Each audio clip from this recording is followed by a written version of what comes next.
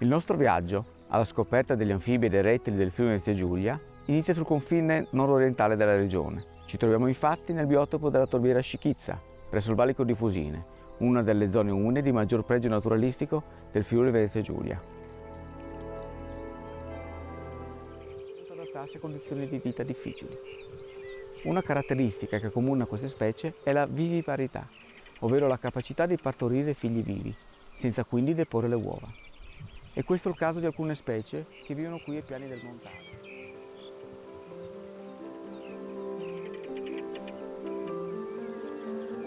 Da questo punto di osservazione privilegiato possiamo osservare verso ovest il sistema costiero sabbioso e lagunare che si sviluppa dalle foci del Tagliamento a quelle dell'Isonzo. I pochi lembi di costa, ancora ben conservati, ospitano animali rari, come la testuggine di Hermann o la testuggine pallustra norvegica.